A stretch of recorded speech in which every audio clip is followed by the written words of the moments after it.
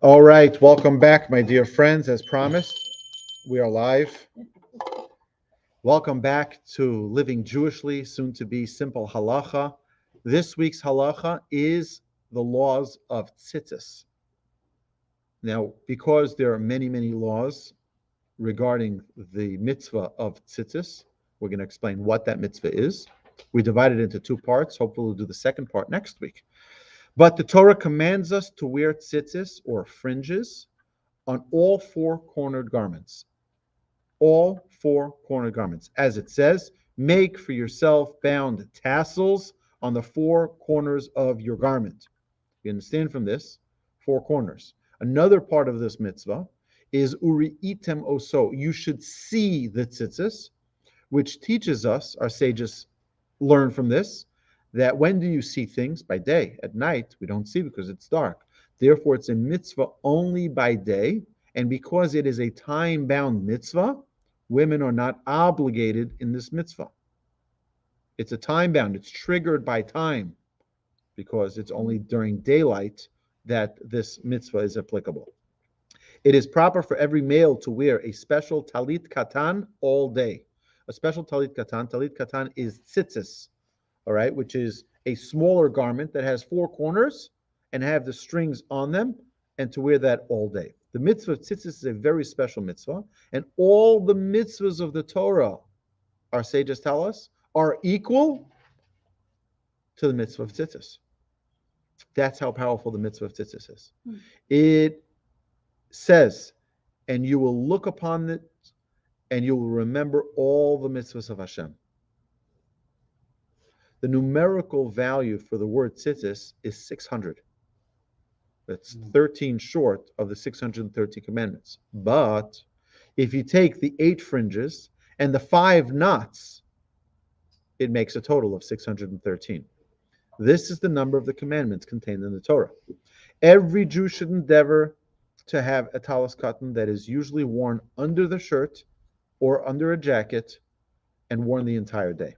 The garment should ideally be made of white sheep's wool. The size of the garment should be a minimum of 24 inches length by 12 inches width. That's generally for children. You want to get something which fits comfortably. That's going to be very small. The sides of the tzitzis should be open, so that if it's closed, it's not considered a four-cornered garment, right? Now, it's very interesting how this works. Like if you look at some rabbis have these long coats, these long frocks, and they have four corners. So if you look carefully, you'll see that one of the corners is actually rounded. It's not a four-cornered garment. One of the corners is rounded. And that way, it's not a four-cornered garment. They're not obligated to tzitzis on that. Every Jew should endeavor to have a large talis stringed with tzitzis to wear during morning prayers. Some begin to don a talis gadol only after one is married. A talis gadol is the big talis. Others from bar mitzvah, and some even earlier. Some, like the German Jews, would start their children with a talis at the young age of 5. They would come to shul, and the little children would be wearing a talis at that age already. One should endeavor to have a beautiful garment. Similarly, all mitzvahs, like we mentioned previously, have a special mitzvah that it be performed with much splendor. Why? Because it says, Zeh Eli va'anveyu. This is my God, and I shall glorify him. We all know that we don't just buy flowers for the person we love. We don't just buy a gift to the people we love. We buy the nicest. When we're performing a mitzvah, what we're doing is it's an expression of love. We don't just say, oh, well, as long as I'm done. Like, give me the cheapest mezuzah. No, I want the nicest mezuzah. Because this is an expression of my love for the Almighty. The entire process of making tzitzis should be done specifically for the purpose of tzitzis. There's a commandment to make tzitzis and to wear tzitzis, and therefore it must be verbally enunciated l'shem mitzvahs tzitzis, for the purpose of the mitzvah of tzitzis, which is called lishma, meaning for its sake. We're doing this not as a hobby. We're not just stringing these tzitzis for fun. We're doing this because this is a commandment that the Almighty required us to put tzitzis, fringes, on all four-cornered garments. And therefore, I'm doing this mitzvah. And when someone makes a pair of tzitzis, I can show you a video after class of how it's done in 6 minutes or less, all four corners. I had it when I was in Israel just recently. I went to a tallis store, and I bought a tallis for my son, who's going to be bar mitzvah next year, Be'ezus Hashem, with Hashem's help. And I asked him to string it, and he strung the tzitzis in less. I took a video of the entire thing from beginning to end in less than 6 minutes. And you see him repeating l'shem mitzvah tzitzis, l'shem mitzvah, for the sake of the mitzvah of tzitzis, for the sake of the mitzvah of tzitzis. And while he's stringing it, to not lose focus that he's doing a mitzvah here, a biblical commandment that Hashem asks in his Torah as a sign of love and dedication, that all four-cornered garments have this string on it, these strings. The tzitzis strings should be adequately long enough to triple the length of the knotted area. So you have the knots. I was going to bring a sample. I forgot to. I apologize. But the knotted area, and then the strings that come from the knotted area should be able to go once and twice. That's how long they should be to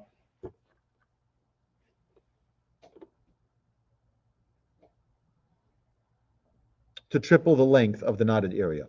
It is problematic if one can only secure a linen garment for tzitzis, since the wool strings would render the garment shatnez. Is anyone familiar with the mitzvah of shatnez? Yeah. Shatnez, the Torah prohibits us from wearing wool and linen together in one garment. So if you have the wool strings and you have the linen cloth, you're going to have shatnez.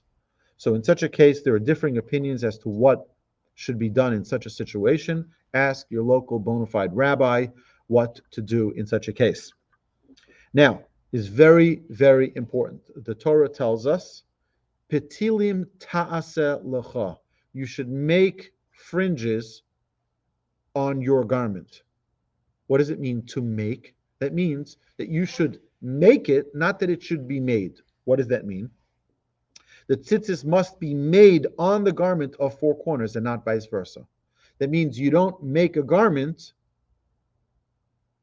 for the strings. You make the strings for the garment.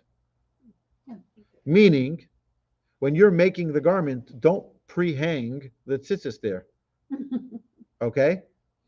I'll give you another example. What's if you take one long string, very long string, and you put it into the garment, and now you wrap it up, and then after it's all done, you just cut the bottoms, and now you have it all, right? You're not allowed to do that. Why? Because you need to be making the tzitzis. They need to be active tzitzis when you're making them. And we'll see in a minute how you do that. Al arba kanfos, it says on the four corners, the mitzvah is to attach the tzitzis at the corners. So what is the corner of the tzitzis? So you can't take a garment and say, I'm going to go a foot in on each side, and that's going to be the corner. No, this has to be what defines a corner. So the halacha tells us no more than 3 thumbs breadths from the end, and not less than the distance between the thumb's middle knuckle and the end of the nail from the edge of the garment. Okay, so it means like this. It should be this distance, not less than this distance from the edge of the garment. Because then it would be like too close to the corner. It's not going to be considered. And if you look at a pair of tzitzis, I'd love to bring sorry I didn't prepare it in advance. I'm wearing tzitzis right now, but I don't want to get undressed here on live. You know what I'm saying? But yeah. So we take your word for it. Okay, so I have a pair of a tallis in the classroom. After class, I'll be able to show you and demonstrate exactly. If the hole got torn slightly, so you have this little hole, the strings are hanging on from that hole, right? And now it gets torn slightly because, again, tzitzis are worn all day, especially my children. My children wreck their tzitzis, okay, because they play sports in them, they ride their bikes with them, they play football with them, right? So someone's tackling them, they can end up with three of their tzitzis strings in their hand, right? It takes a lot of abuse. So my children were constantly buying them. We buy them in a dozen. Okay, so we buy them by the dozen. So what happens if it gets pulled from the corner and it gets torn a little bit? So if it's just slightly, or even before it totally disconnects, you can restitch it, and it would still be that it was tzitzis. But if it totally gets torn off, you have to start over again, because again, like we said, you have to make it and not from the made. Okay, not from what is already made. If it got torn completely, the tzitzis must be restrung after repairing the garment. Okay, so what's the process of the knotting of the tzitzis? They're as follows, while keeping in mind the 4 strings should be put through each corner to make them 8, right? Because you take a string and now it goes through the corner, so now you have 8 strings. The strings are knotted twice, so you have 4 on each side. You knot them twice. The lead string, which is called the shamash, like we have for the menorah, which is the lead, which is longer, should circle the other string 7 times, then knot it twice. 8 times, then knot it twice. 11 times, then knot it twice. That's a mistake there. And then 13 times and knot it twice. So you have a total 5 sets of knots and 8 strings that come from it. It is best to keep the 4 strings from each side throughout the knotting process, so that you don't mix and have 3 from this side and 1 from that, and then vice versa, and they all get mixed up. So you have 4 that constantly are consistent throughout the entire stringing process, that the 4 on the right side and the 4 on the left side stay in their sides. You make the knots and then make the knots, and the 4 remain on their sides. Before one dons a talus, one second, the distance between the knots should ideally be equal to one another, so that it looks beautiful. When they're synchronized, when they're equal, it'll look beautiful. If you have one which is a smaller, because some of them you're tying 7 circles around, 8 circles, 11, and then 13, so they're not going to be equal distance. So make them at an equal distance so that it looks beautiful. Before one dons a talus, they should check to ensure that the strings are intact and kosher. So before you recite the blessing on the talus, look at the strings, make sure that they are actually intact. Excuse me. Also, one should untangle the strings before wearing them. Doing this should not cause one delay. So it says the word of tzitzis, tzadik, yud, tzadik, taf, is tzadik yafrid tzitziosav tamid. A righteous will separate the tzitzis and untangle them constantly. Before you do the mitzvah, make sure that the strings are not intertangled. Make sure that they're straight and that they're beautiful when performing the mitzvah. Now, what does it mean that you should not cause delay? What's if by untangling them, I'm going to be late to davening? Don't be late to davening to untangle. The talus that will be used on Shabbos should preferably be checked on Friday. Why should it be checked on Friday? Because untangling a knot is a prohibition on Shabbos. So if you're going to wear this talus on Shabbos, check it before Shabbos so that you don't come to untangling a knot on Shabbos. The bracha for the talus should be recited prior to the performance of donning the talus. Like all mitzvahs, we recite the blessing before performing the mitzvah. What's the exception to that? Lighting the Shabbat candles, because once you light the Shabbat candles, it's Shabbat, once you recite the blessing. So what you do is you light the candles, then you recite the blessing, and that way you didn't light the candles on Shabbos. The process of wearing a talus. You hold the talus with both hands and think consciously of the mitzvah to enwrap ourselves with tzitzis.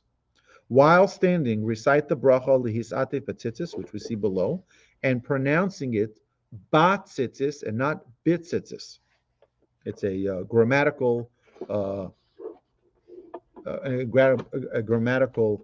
focus that should be made. Immediately after reciting the blessing, you cover the head with a talus to extend till at least the mouth area, bringing the corners together and up to the neck. You wrap it in the manner that the Arabs wrap their scarves around their face. So you have the talus over your head, you grab the four corners together over your shoulders, and then wrap them over your left shoulder, and then you recite the verses of Mayakar, which is right here on the bottom. Remain standing like that for a few seconds and recite the verses of Mayakar. Then remove the talus from your head. It is most proper to pray with the talus worn over our head, and obviously customs vary for which parts of davening it's covered, if it's covered at all, and do people who are not married, do they cover their head? These are all various customs, and follow your family's custom or your synagogue's custom. And then care should be taken that the tzitzis not drag on the floor, because that would be disrespectful to the mitzvah. So as you see here on the bottom, blessed are you, Hashem, our God, King of the universe, who has sanctified us with his commandments, and has commanded us to enwrap ourselves with tzitzis. And then we have Mayakar, which is these beautiful verses from Psalms, and then we conclude the mitzvah of tzitzis. Now, tzitzis is a constant mitzvah. Our sages tell us that this is, like the Arizal says, that it's body armor. It's body armor to protect us from sin. It's body armor to protect us from any type of evil eye. And it's a body armor to maintain our Jewish identity. It's body armor for us to be proud, not to hide our tzitzis. The halacha says as well, the Shulchan Aruch, that we should wear them out, as I do. I can't show them on the video here, or if you see them, but I have my tzitzis out on four corners, so that it's a constant reminder. Every time you see the tzitzis, it's supposed to remind you of the water, which reminds you of the heavens, and which reminds you of God's holy throne. And like this, you're constantly brought to a realization of consciousness that we're standing in front of the Almighty. Hashem should bless us all, that we should be able to fulfill this mitzvah beautifully and with love, and always feel that connection with Hashem. We're going to continue now with a special little segment on the weeks that we're currently reading the Torah portions. We're going to talk about that in 1 minute. Rabbi,